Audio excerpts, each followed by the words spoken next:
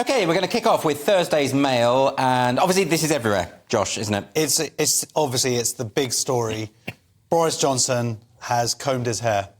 Yeah, and he does. He has made an effort. I mean, that's how you can tell how serious this story is. Exactly. This is like the state of our nation is dependent on how well coiffed he is. Because he didn't even do that when he went to Ukraine. You know, total disrespect for the Ukrainians and what they're going through. Absolutely. But when it comes to saving his own skin, suddenly he's going to put some... maybe it's just I'm jealous before anybody tweets me. Well, before we get there, so talk us through this. Yeah, so obviously what we've had today, we had a nearly 4-hour interrogation, him going before the committee to defend himself for the crux of it being that whether he lied or not knowingly. Whether he deliberately misled Parliament. Parliament. And because he essentially said, no, I didn't do anything wrong. Yes. That is what he said at the time. And now he's saying, well, as far as he knew at the time, he didn't do anything wrong. And that's where, he's the guy who came up with the rules. So he should know. Really should have known. But then his defence, he's saying that, Downing Street is an 18th century townhouse. It's very narrow and cramped.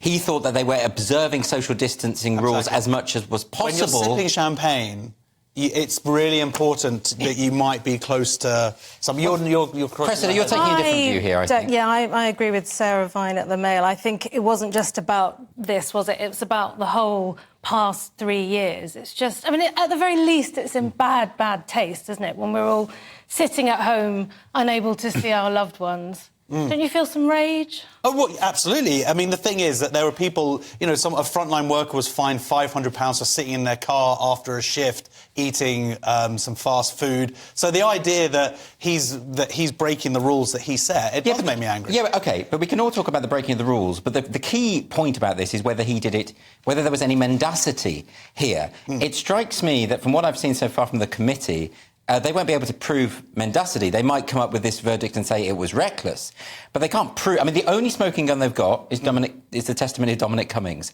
We might say that's a slightly partisan source, given that he's out for vengeance and has pretty much admitted... Well, you can never prove what someone's actually thinking at the time, isn't it? But then what Boris Johnson said was, look, I believe that this is all for essential work purposes. He sort of basically said we were following the guidance to the best of our ability. Right.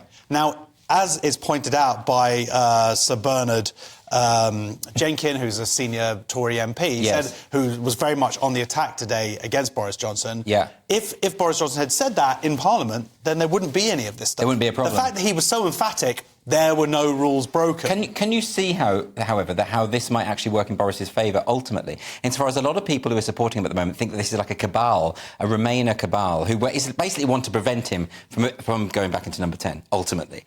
And, that probably won't happen. I don't think this is going to trigger a by-election because they don't have sufficient evidence as to say that he deliberately misled Parliament. That's the key thing. They don't have that, do they? They don't, but at the same time, I don't understand people who are still supporting him when he's a liar. Yes, flimsy nature of assurances. This is a guy who was running our country. I agree.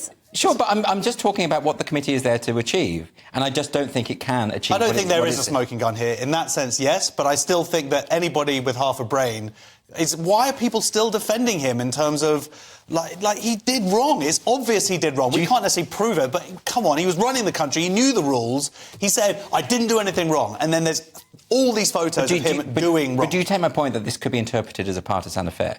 That this might be, that people perceive it to be the case, that Johnson is the only conspiracy theorists. No, it's not necessarily conspiratorial, insofar as a lot of people do believe that Johnson's the only person who could possibly beat Starmer, that Sunak wouldn't have a chance, and ultimately that this might be interpreted in that way. I think there's like you say, it could be interpreted that way, but I think actually they're wrong. I don't think that anybody is going to actually beat Starmer, and I don't think that he would necessarily do any better than Rishi Sunak, who seems to have actually been all right as a Prime Minister. He certainly hasn't destroyed the country like some other ones have. And I'd just like to say one mind-finding thing. There was something actually quite despicable within Boris Johnson's testimony, where he said that if it was so obvious that there was rule breaking, then it would have been obvious to others, including Rishi Sunak. Essentially trying to bring Rishi Sunak down. That's like Weasley behaviour. That's really not cool. That's like going, well, if you're going to bring me down, you've got to bring him down. Well, it's almost as though Boris and Rishi have some bad blood. Well, it is almost like that. But I think that is really contemptuous behaviour. It is poor behaviour, but in his defence, it's also true, isn't it? I mean, I feel that way about anybody that was at any of these Cressida, events. do you not feel, as many people do, that the committee has sort of already made its decision and that it made its decision before it started analysing this so-called evidence? I don't know. I don't know.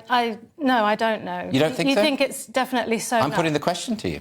No, I don't know. I think it could go either way. OK. I do like Sarah Vine's writing here. She gets very sort of allegorical, and she's like, this is the biggest court case since Johnny Depp, and it's like, I think you're reaching here just a little bit. And although I think he's a buccaneer and a charming rogue, just like Jack Sparrow. But she makes she asks a good question here, which is, after these 4 hours, has a single mind been changed? Because my feeling is very much that if you're pro-Johnson, you still will be, and if you're anti-Johnson, you still will be. I don't think there is any kind But I don't think anybody's mind will ever change on any particular topic that we ever talk about now. Oh, I don't know about that. I like to think people are still capable of... Really? Having an open mind. Rules. I've got an open mind. Oh, yeah? I don't know. OK, let's see if I can persuade you on something later. OK. Those earrings suck. No. Those earrings are nice. No, they're lovely. How dare you? I was just trying to That's reach for an outrageous. argument. Outrageous. Sorry. OK.